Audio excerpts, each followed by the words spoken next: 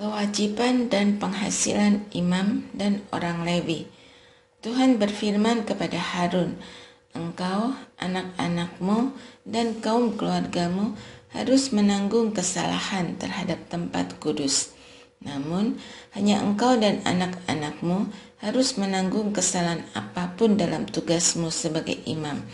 Suruhlah juga saudara-saudaramu suku Lewi, suku bapa leluhurmu mendekat bersama engkau, supaya mereka menggabungkan diri denganmu dan melayani engkau apabila engkau beserta anak-anakmu ada di depan kemah tempat hukum.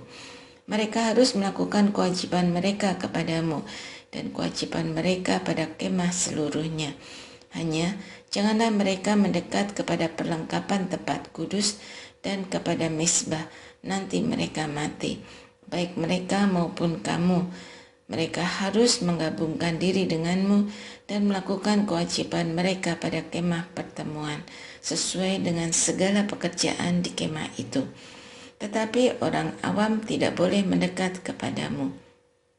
Kamu harus melakukan kewajibanmu pada tempat kudus dan kewajibanmu pada mezbah, supaya orang Israel tidak lagi tertimpa murka.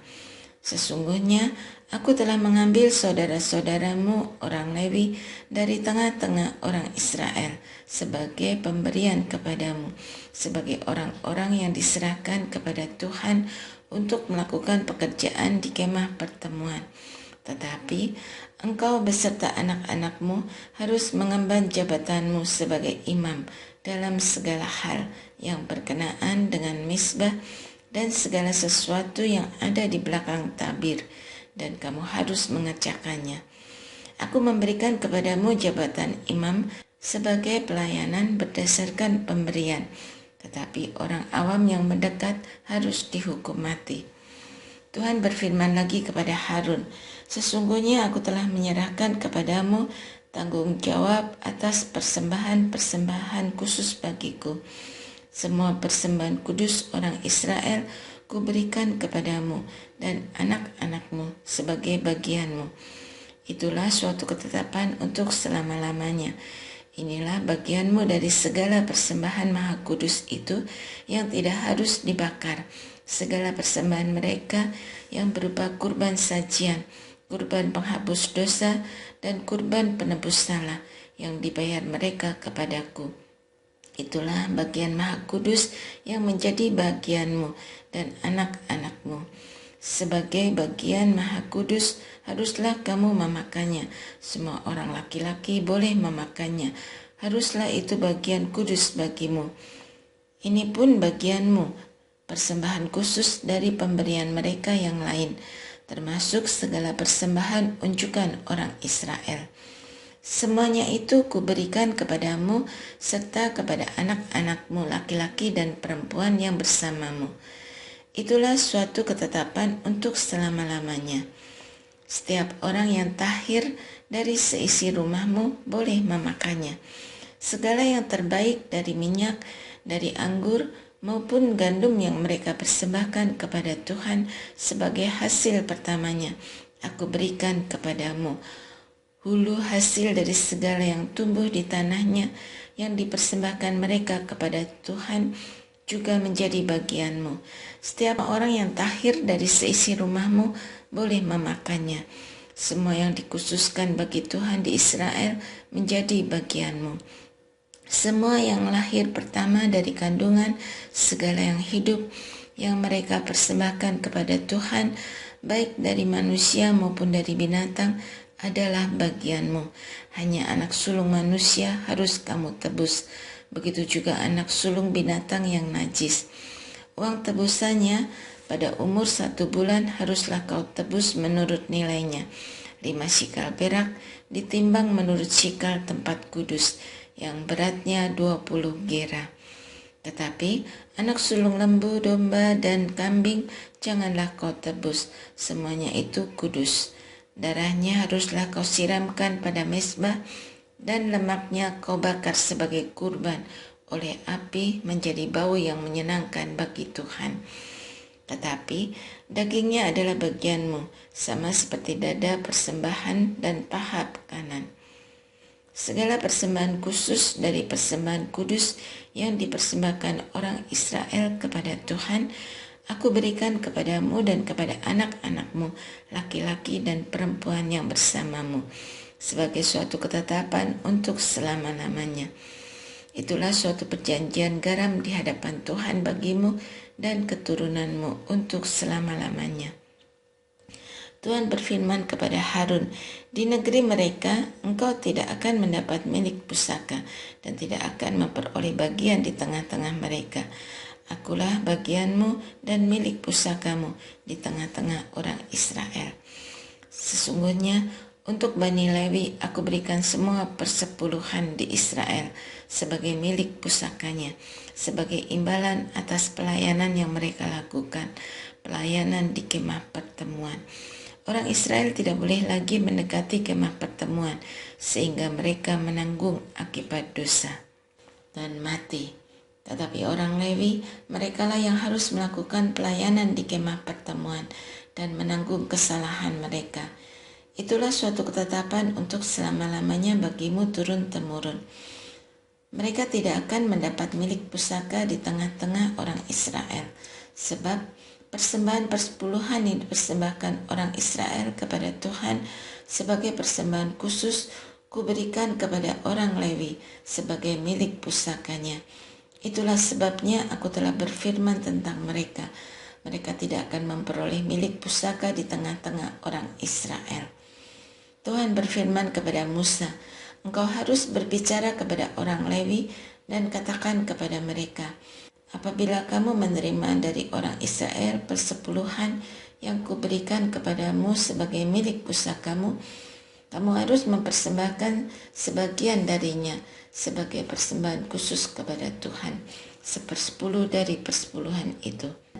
Persembahan itu akan diperhitungkan sebagai persembahan khususmu, sama seperti gandum dari pengirikan dan sama seperti hasil perasan anggur. Demikian caranya kamu harus membawa persembahan khusus kepada Tuhan dari semua persepuluhan yang kamu terima dari orang Israel. Apa yang dipersembahkan dari persepuluhan itu sebagai persembahan khusus kepada Tuhan, haruslah kamu serahkan kepada Imam Harun. Dari segala yang diserahkan kepadamu, haruslah kamu mempersembahkan bagian terbaik dari semuanya sebagai persembahan khusus kepada Tuhan, bagian yang kudus darinya. Engkau juga harus mengatakan kepada mereka ketika kamu mempersembahkan yang terbaik dari semuanya, maka bagi orang Lewi hal itu harus diperhitungkan sebagai hasil pengirikan dan hasil perasan anggur. Kamu boleh memakannya di setiap tempat, kamu dan seisi rumahmu, sebab itulah upahmu, imbalan atas pelayananmu di kemah pertemuan. Kamu tidak akan mendatangkan dosa kepada dirimu ketika kamu mempersembahkan bagian yang terbaik darinya. Demikianlah kamu tidak akan menajiskan persembahan-persembahan kudus orang Israel dan kamu tidak akan mati. Air penahiran. Tuhan berfirman kepada Musa dan Harun, inilah ketetapan hukum yang diperintahkan Tuhan dengan berfirman, katakanlah kepada orang Israel supaya mereka membawa kepadamu seekor lembu betina merah yang tak bercela, yang tak bercacat dan yang belum pernah dikenakan kuk. Kamu harus memberikannya kepada Imam Eleazar.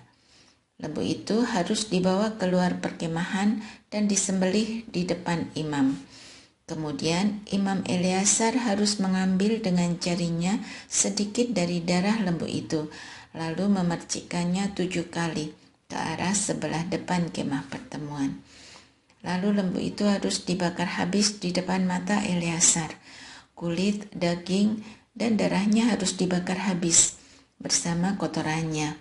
Imam itu harus mengambil kayu aras, hisop, serta kain merah tua dan melemparkannya ke tengah-tengah api yang membakar habis lembu itu. Kemudian imam harus mencuci pakaiannya dan membasuh tubuhnya dengan air. Sesudah itu ia masuk ke perkemahan dan imam itu najis sampai matahari terbenam. Orang yang membakar lembu itu harus mencuci pakaiannya dengan air dan membasuh tubuhnya dengan air, dan ia najis sampai matahari terbenam. Seorang yang tahir harus mengumpulkan abu lembu itu dan menaruhnya pada suatu tempat yang tahir di luar perkemahan, supaya abu itu tersimpan bagi umat Israel untuk air penahiran. Itulah penghapus dosa. Orang yang mengumpulkan abu lembu itu harus mencuci pakaiannya dan ia najis sampai matahari terbenam. Itulah suatu ketetapan untuk selama-lamanya bagi orang Israel dan bagi pendatang yang tinggal di tengah-tengahmu. Orang yang bersentuhan dengan mayat siapapun najis selama 7 hari. Ia harus menyucikan dirinya dengan air itu pada hari ketiga, dan pada hari ketujuh ia tahir.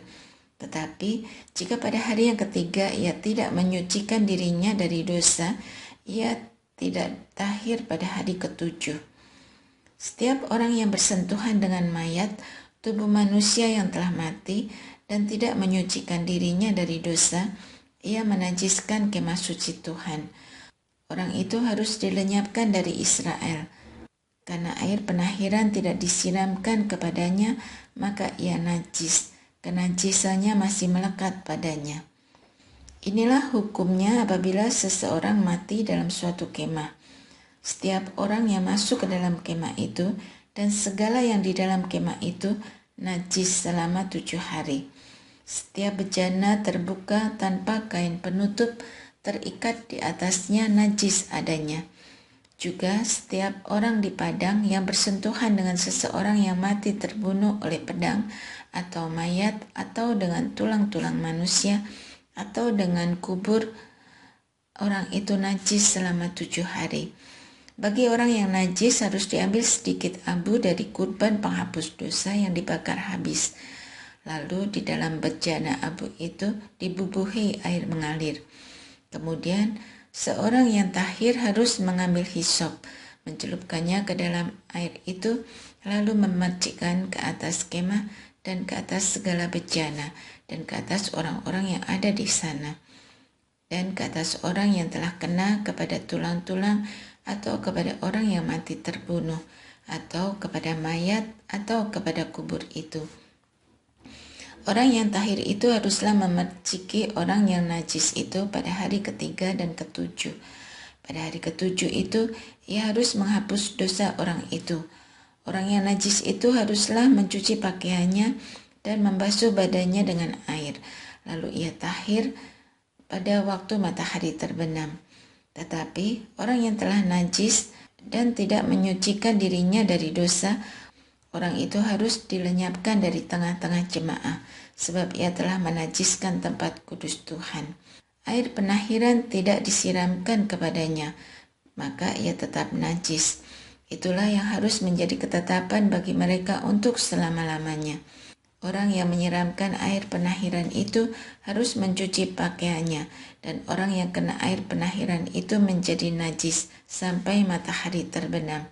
Segala yang bersentuhan dengan orang yang najis itu menjadi najis, dan orang yang bersentuhan dengannya menjadi najis juga sampai matahari terbenam. Miriam meninggal. Kemudian orang Israel, segenap umat itu, sampai ke padang gurun Sin pada bulan pertama, dan tinggallah bangsa itu di Kades. Disitulah Miriam meninggal dan dikuburkan. Meribah.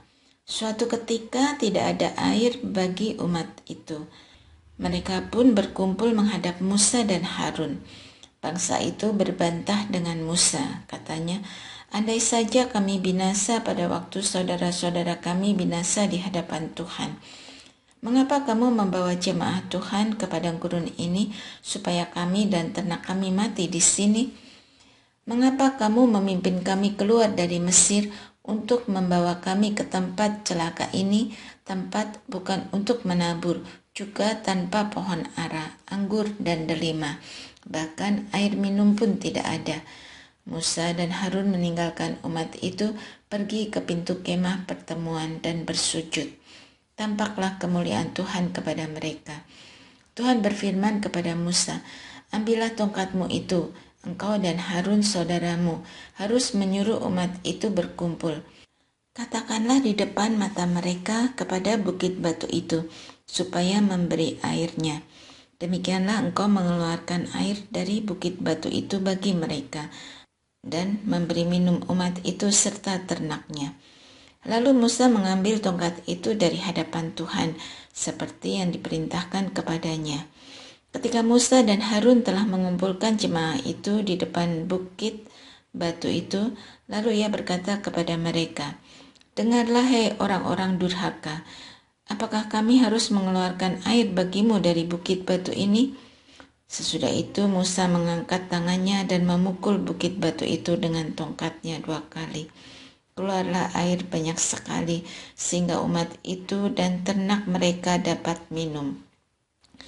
Tetapi Tuhan berfirman kepada Musa dan Harun, "Karena kamu tidak percaya kepadaku dan tidak menghormati kekudusanku di depan mata orang Israel, sebab itu kamu tidak akan membawa jemaah ini masuk ke negeri yang kuberikan kepada mereka." Itulah air Meriba, tempat orang Israel berbantah dengan Tuhan, dan ia menunjukkan kekudusannya di antara mereka. Edom menolak orang Israel melewati negerinya. Kemudian Musa mengirim utusan dari Kades kepada Raja Edom dengan pesan, "Beginilah perkataan saudaramu Israel. Engkau tahu segala kesusahan yang telah menimpa kami. Nenek moyang kami pergi ke Mesir dan kami lama tinggal di Mesir. Kami dan nenek moyang kami diperlakukan dengan jahat oleh orang Mesir. Kami lalu berteriak kepada Tuhan, lalu ia mendengarkan suara kami. Ia mengutus seorang malaikat dan menuntun kami keluar dari Mesir. Sekarang ini kami ada di Kades, sebuah kota di tepi perbatasanmu. Izinkanlah kami melewati negerimu. Kami tidak akan melewati ladang-ladang serta kebun-kebun anggurmu, dan kami tidak akan minum air sumurmu. Kami akan berjalan hanya di jalan besar, tanpa menyimpang ke kanan atau ke kiri, sampai kami melewati wilayahmu." Tetapi orang Edom berkata kepada mereka, "Kamu tidak boleh melewati wilayah kami, supaya kami tidak keluar menemui kamu dengan pedang." Lalu berkatalah orang Israel kepadanya, "Kami akan berjalan melalui jalan raya.